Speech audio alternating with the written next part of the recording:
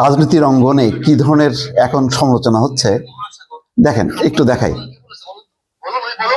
আওয়ামী লীগের সঙ্গে যে বিদেশ ভ্রমণে যায় সে আওয়ামী লীগের দোষর। তাহলে বিএনপির সঙ্গে যে দুইটা মন্ত্রী না সে বিএনপির দোষর না? একজনকে খাম্বা বলে গালি দিবেন আপনারা, তাহলে লাম্বা দুর্নীতির মহাসাগর নিজের খাম্বা তার বলেন, কে বলেছে বলুন তো, বলুন ওই বলুক এখানে। আওয়ামী লীগের সঙ্গে যে বিদেশ ভ্রমণে যায় সে আওয়ামী লীগের দোষর। তাহলে বিএনপির সঙ্গে যে দুইটা মন্ত্রী না সে বিএনপির দোষর না? একজনকে খাম্বা বলে গালি দিবেন আপনারা, তাহলে লাম্বা দুর্নীতির মহাসাগর।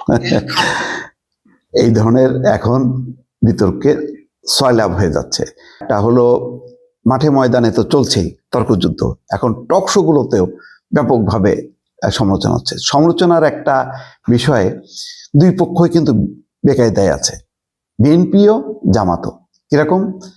ধরেন জামাত দেখবেন যে এখন কথায় কথায় চাঁদাবাজ থাকবে না, দুর্নীতিবাজদের থাকবে না, যারা চাঁদা তোলে তাদেরকে কাজ দেয়া হবে, এই সমস্ত খুব সুন্দর সুন্দর কথাবার্তা গুলি বলছে ডাক্তার শফিকুর রহমান সহ জামাতের এরা। এনসিপিও তো খুব একবারে মানে চাঁদাবাজ বিরোধী, 12 তারিখের নাকি শেষ হয়ে যাবে। আবার বিএনপিও স্বাধীনতা মুক্তিযুদ্ধ নিয়ে তাদেরকে খোঁচা দিচ্ছে, দাঁড়িপাল্লায় ভোট দিলে জান্নাতের টিকিট পাওয়া যাবে, ধর্মের অপব্যবহার করছে, এই কথাগুলো বলছে। কিন্তু সমস্যা লোকে জানেন, এই দুইটা দল দীর্ঘদিন একে অপরের মিত্র ছিল, দীর্ঘদিন। এমনকি জামাতের যখন নাকি নেতাদেরকে একে একে ফাঁসিতে ঝুলানো হচ্ছিল, তখনও কিন্তু তারা বলছে যে যেভাবে করা হচ্ছে এটা বিতর্কিত, এই ট্রাইব্যুনাল বিতর্কিত, সুতরাং এই বিচারটা সঠিক না। তারা প্রতিবাদ করেছে। এখন জামাত ক্ষুব্ধ যে এই প্রতিবাদ হয়তো জোরালো না, কিন্তু প্রতিবাদ তো করেছে, যুদ্ধাপরাধের বিচারেরও প্রতিবাদ করেছে। সবচেয়ে বড় কথা হলো বিএনপি স্বাধীনতা মুক্তিযুদ্ধের পক্ষের দল, তারা বলে তাদের প্রধান এক বীরুত্তম এবং সর্বোচ্চ খেতাবধারী, এই ব্যাপারে তো কোনো সন্দেহ নেই, স্বাধীনতার ঘোষক বলা হয়। এই দল কিন্তু আবার লম্বা সময় ধরে তাদের সঙ্গে জোটে ছিল, একসঙ্গে ছিল, সঙ্গী ছিল একেবারে। বলা হয় না বিএনপি জামাত জোট, বিএনপি জামাত জোট, এই কথাই তো শেখ হাসিনার বক্তৃতার মধ্যে বিএনপি জামাত কেন বলে? কারণ এই দুটি দল আন্দোলন করেছে, সংগ্রাম করেছে, এমনকি সরকারও করেছে।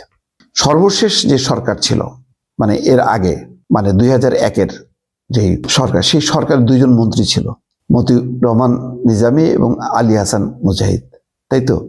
একজন ছিল কৃষিমন্ত্রী আর একজন ছিল সমাজ কল্যাণ মন্ত্রী, এবং শেষ সময় পর্যন্ত ছিল তারা।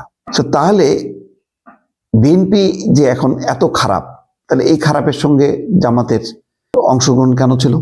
জামাত তো দুর্নীতি, লুটপাট, চাঁদাবাজ এই সমস্ত অভিযোগ করে তো বেরিয়ে আসতে পারত, বেরিয়ে আসছে? বেরিয়ে আসেনি। এটাকে বলা হয় মুনাফিকি। ওই সময় পুরো সুবিধাটা তারা নিয়েছে, বরং ওই সরকারি সুবিধাগুলো নিয়ে তারা প্রশাসন ভেতরে ঢুকেছে, প্রচুর তাদের লোককে নিয়োগ দিয়েছে। সেগুলো তো বিএনপির লোকরাই বলছে। যৌথ সমাবেশ করেছে, একসঙ্গে তারা মার্চ করেছে লম্বা সময়, তারপরে আন্দোলনও করেছে। এখন এই দুই দল যখন কি একজন আরেকজনকে সমালোচনা করে বা খারাপ কথা বলে, তখন কিন্তু ওই আলোচনাগুলি আসে। তাহলে খাম্বা হইলে তাহলে লম্বা, তাই একসঙ্গে থাকা যায় মন্ত্রিসভায়। আবার মানে আওয়ামী লীগের সঙ্গে হইলে দোসর বলা হয়। ওই যে এখন ওই দুর্নীতির বরপুত্র, কারা বলছে এগুলি? বলছে আওয়ামী লীগ বলছে। আওয়ামী লীগের কথাগুলো মানে বিএনপির বিরুদ্ধে আওয়ামী লীগের কথাগুলো জামাত ক্যাপচার করছে, আর জামাতের বিরুদ্ধে আওয়ামী লীগের কথাগুলো এখন বিএনপির মুখে মুখে। তো দুইটা দলই কিন্তু এখন সত্যিকার অর্থে বেকায়দায় আছে, কারণ দুই দল মানে কার্যত, যেহেতু তারা লম্বা সময় ধরে আন্দোলনের সঙ্গী, সরকারের সঙ্গী, নির্বাচনের সঙ্গী ছিল, ঐক্যফ্রন্টেও তো তারা ধানের শীষ মানে 18টা বোধহয় ধানের শীষ দিয়েছে জামাতকে। এই 18 সালের নির্বাচনও ধানের শীষ নিয়ে তারা নির্বাচন করেছে। তাহলে কতটা তারা একাত্ম। তো সেই দল এখন যেহেতু নির্বাচন করছে, একজন আরেকজনের বিপক্ষে কথা বলছে, বিপক্ষে কথা বলতে যে মানুষ অবাক হচ্ছে যে কি রে, বিএনপি জামাতের বিরুদ্ধে কি বলে, জামাত বিএনপির বিরুদ্ধে কি বলে। একটা মিশ্র প্রতিক্রিয়া হয়েছে, ফলে নির্বাচনের পুরো গতিধারা, গতিপথ পুরো পাল্টে গেছে দর্শক।